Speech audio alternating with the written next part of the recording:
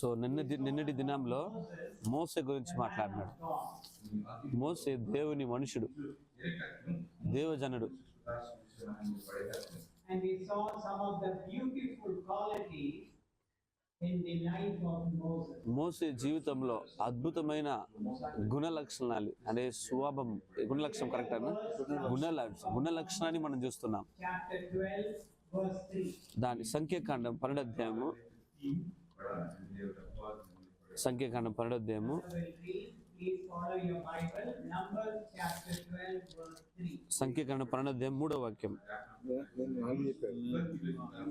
తెలుగులో 4గా చదవండి.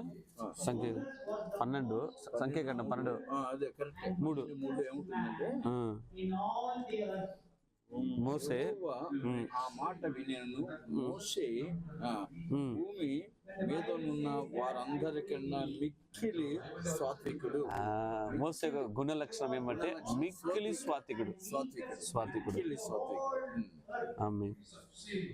అంటే భూమిలో ఉన్న సమస్త ప్రజల్లో మోసే స్వాతికుడు. అంటే ఎంత కోటి ప్రజలు ఉండరు ఆ కాలంలో. they were not ordinary people. ఆ కాలంలో ప్రజలు సాధారణమైన వాళ్ళు కాదు. వాళ్ళు ఎలాంటి వాళ్ళు అంటే తిరుగుబాటు చేసేవాళ్ళు. ఆ కాలంలో ప్రజలు తిరుగుబాటు చేసేవాళ్ళు. And this man was such a humble and meek man. అయితే మోసే చూస్తే తిరుగుబాటు చేసే ప్రజల్లో చాలా సాత్వికుడు. హంబుల్ అంటే చాలా తగ్గించుకోడు. ఆమేన్. Was faithful in all his house.